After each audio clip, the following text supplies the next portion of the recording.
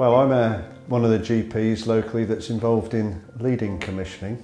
That means we work together in order to ensure that the services that are available for people across the county are of the best quality possible.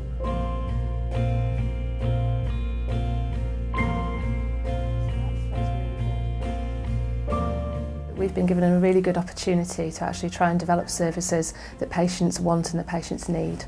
So what we're trying to look at is to say, if it was your daughter, your child, your mum, your grandparent, what kind of service would you want them to get? How are you doing, Amy? We know all the people and we know the localities. We know our communities, we know what's good about them, what's wrong, we know what the health problems are of the communities. It's the missing link in what has been an old-fashioned health service that has been management-led, and actually taking the people who know what's wrong and actually inputting their experience into it.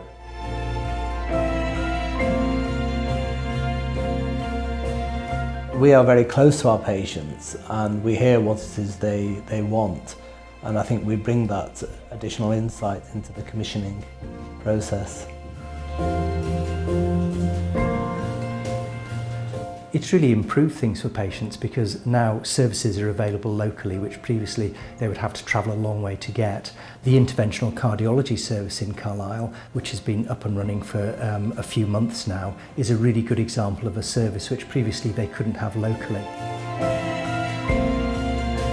And we also transfer people back to Kendal after, for example, they've had a stroke and they come back for the intensive rehabilitation that they require. What you want is a first-class service, in other words, the best service you can afford to buy. Ideally, you want a seamless service so that patients don't notice as they change from one provider to another, and that we, most important of all, patients have a good experience, but even more important, a good outcome of what that healthcare has done for them.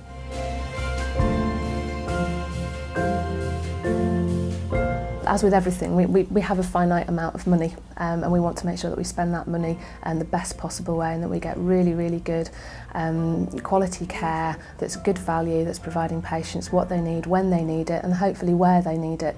But at the same time, they have to be cost effective as well. So there are some difficult decisions that we need to look at making. I think I want the maximum value healthcare of the highest quality for myself and for my patients.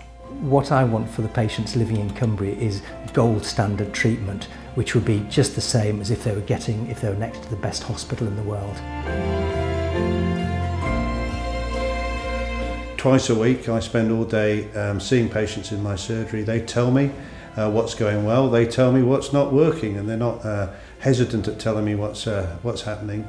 And then the next day when I'm in meeting with others to plan services, I can bring those patient experiences directly into those conversations. I'm the middle bit between the managers and the patients. I can understand and speak the language of the patients, of the community, but I can also speak the technical language of the managers. So we bridge that gap. We need to ask patients more about what they want to do and how they want to be dealt with. Aspects of their care that we don't see as important to patients, but patients find very important. And it's only by involving them more in the future that we'll actually get to really understand how that journey that we've planned for them from a clinical point of view affects them as individuals. It's also what the people want and need. They're the taxpayer, they're funding our service. You wouldn't go anywhere else and have something given to you when you pay for it. So it's vital that we listen to people and see what they want.